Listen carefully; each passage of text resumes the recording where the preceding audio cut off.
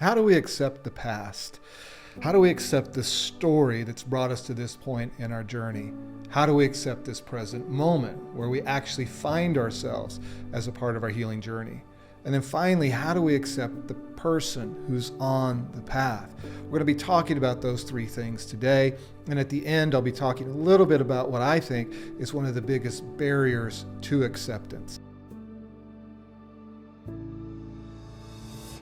We're in the middle of a series on the healing journey, and this is the fifth and final A as a part of that series. So far, as a part of this series, we've talked about awakening to the fact that we want to heal, then taking action towards that healing, and then third, beginning to address what are the core root issues instead of just looking at symptoms or behaviors.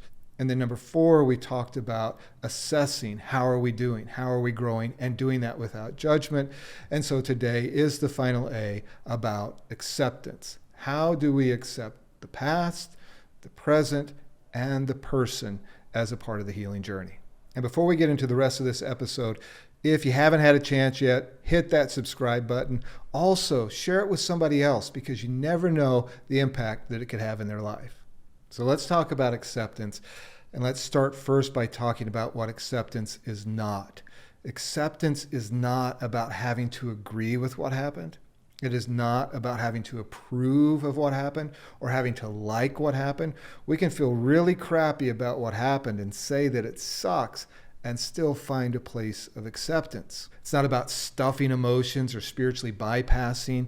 It is about doing the healing process and coming to a place where we can find the beauty of acceptance. We're going to talk about that, but it is not about having to abandon yourself in order to just simply accept what happened.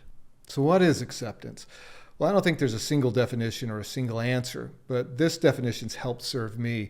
And it's the thought of closing the gap between what I wish and what is. It's about learning to stop the war in myself around that, around the narrative of I wish things had happened this way, or I wish things were this way, or I wish I was like this, and really facing what was, what is, and who I am, and learning to accept that. And when I learn to accept that, then that allows me to really get into healing those spaces instead of resisting them. I really think acceptance is a gift that we're giving to ourselves.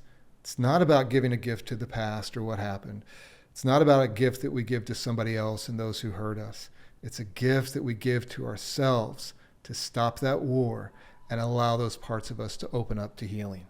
So let's talk about accepting the past. And once again, in talking about accepting the past, I'm not talking about this thing that is, hey, everything happens for a reason, and so it must have been meant to be. It's not about having to like what happened. I'll never like what happened. I'm never going to come to a place to go, I'm going to celebrate the things that have happened. What I can do is I can learn to accept what happened, because accepting what happened is honoring myself. For years, I was in denial of what happened. I wasn't willing to face the pain, the trauma, wasn't even willing to look at it. And that whole time that I was doing that to myself and pushing that aside, I wasn't allowing myself to heal. I had to accept it. I had to look at what happened and stop wishing that it didn't happen, and then begin to look at the fact that it did happen. And because it did happen, what did that do to me? As long as I kept avoiding that, I couldn't understand what it actually did to me. And so learning to accept that it happened was a gift that I gave to myself. As hard as it was to look at it, to see it, to accept that other people were willing to do that to me, to accept that that was a part of my story and the way it made me feel about myself, all of the stuff that those events make us feel about ourselves. I think sometimes we're afraid to accept the past because of what that means. If we accept that the events happened to us and we really look at that, then what does that say about us? That people would be willing to treat us that way, or that those things would happen to us. It gets into that narrative that because bad things happen to me, then I'm bad. And so if I fully accept that story and I really look at it, does that mean that I have to really face the fact that there's something wrong with me? And that's not true at all. I talk about this a lot, that just because something happened to you doesn't make you bad. You are not what happened to you. I think there's also a fear that if we accept the past, that we also have to accept that those people did those things. And that's really hard to do, to be able to accept that those people were willing to do that, because it gets into this very confusing space around people that we loved or that we trusted or that were supposed to take care of us, and they weren't able to do that. So if I fully accept what happened, then I'm also accepting that people were incapable of caring for me or incapable of treating me in the way that I deserved. So all of those fears are very real. And there is real work that has to be done to come to a place of acceptance. There's the anger, there's the grieving, there's all of the honoring that we have to do. So I'm not saying that this is something where we just go, I'm going to accept my past and what happened. No, there is a whole process, and there's this interesting paradox that happens that in order for me to heal, I need to accept, but in order for me to accept, I have to heal. They go hand in hand, and we can't separate the two.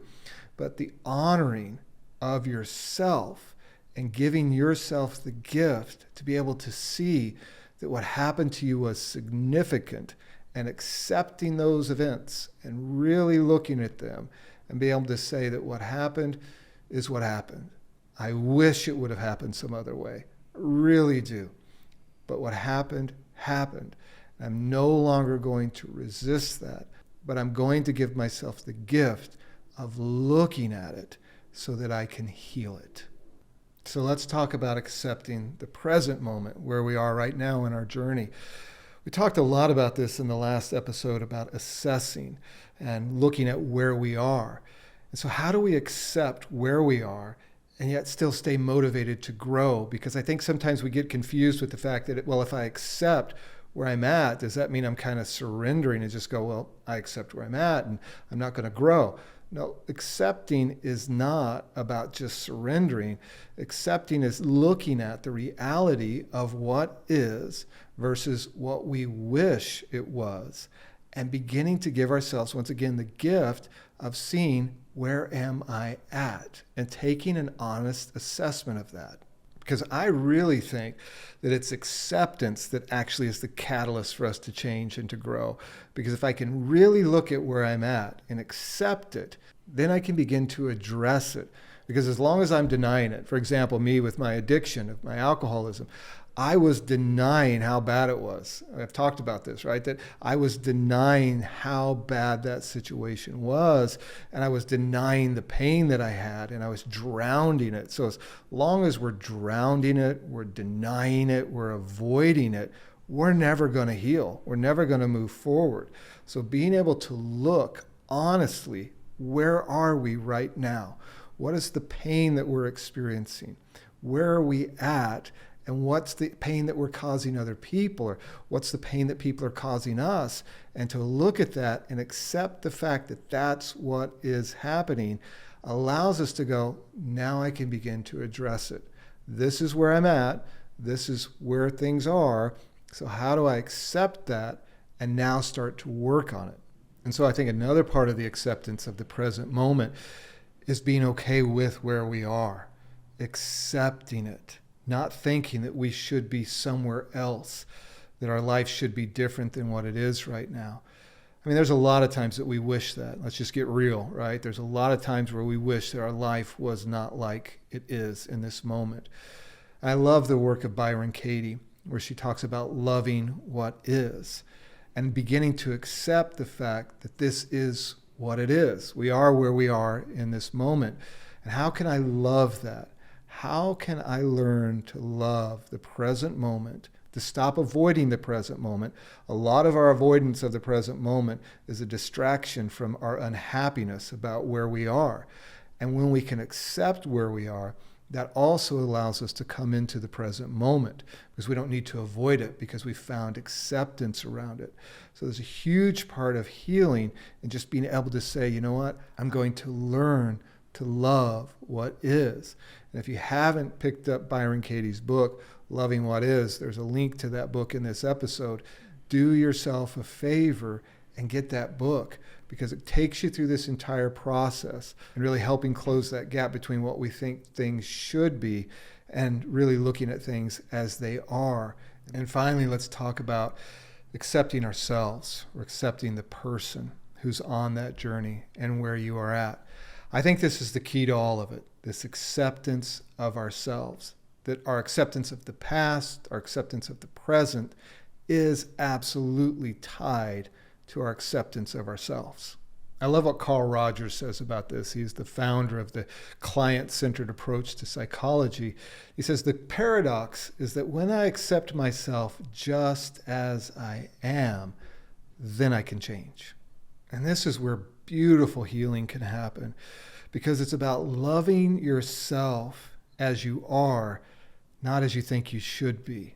It's about no longer beating yourself up, thinking that you should be along a certain path at this time, or believing that there's something wrong with you, but accepting you as you are, seeing the beauty of who you are, that you are perfectly imperfect, that you are the person who experienced all of those things, who's going through the pain of this moment, who's trying to heal, and accepting yourself and loving yourself in the middle of all of that.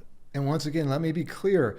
I'm not saying that accepting yourself means that you just kind of roll over and say, well, this is just the way I am. I'll never change. Or, I've got all this stuff and I'm just going to accept it. This is just how I behave. No, it's the exact opposite.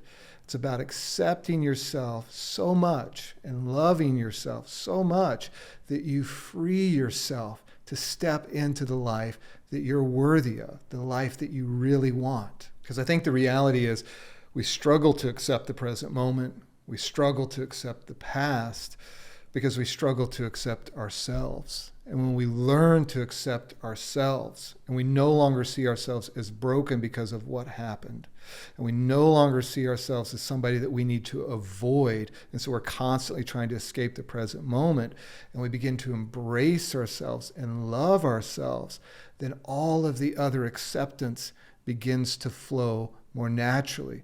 We'll spend a lot of time trying to figure out accepting the past. We'll spend a lot of time trying to figure out how to accept the present.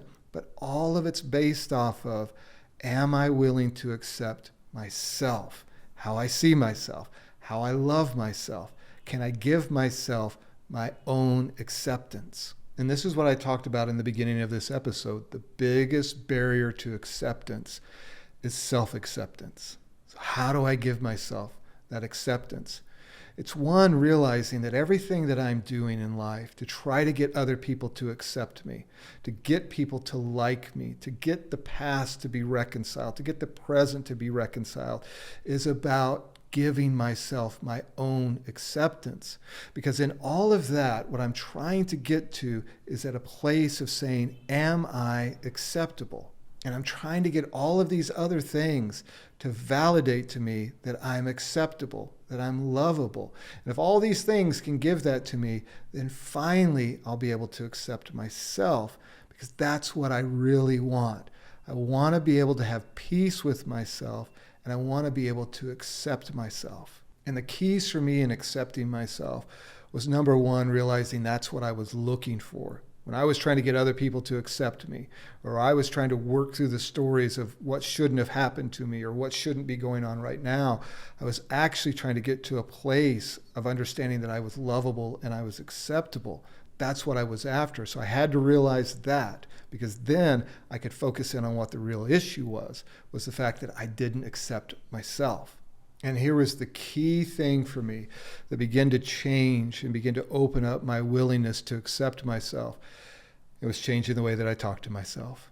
I no longer would beat myself up and remind myself of why I wasn't worthy of acceptance. And I would begin to tell myself that I'm worthy of acceptance. I would begin to use words out of my mouth, and I would connect emotion to accepting myself. I would say, I accept myself. I accept myself. I approve of myself.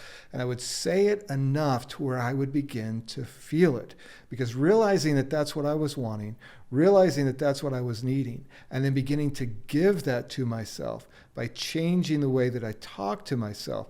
Because when we realize that most of the problem about not accepting ourselves is the way that we talk to ourselves, because we'll mess up and then we'll beat ourselves up about it. We'll say, no, you should have done something different. You should have done better. That wasn't good enough. And we're not practicing self-compassion towards ourselves. So the thing that's going to cause us or help us to accept ourselves is radical acceptance towards ourselves. Radically accepting that, yes, I failed. Yes, I messed up. And that's okay. I accept that. That doesn't mean I have to do it again. It means that I accept that that happened, and I can accept myself and love myself and say that even though you did that, even though that happened, I still love you.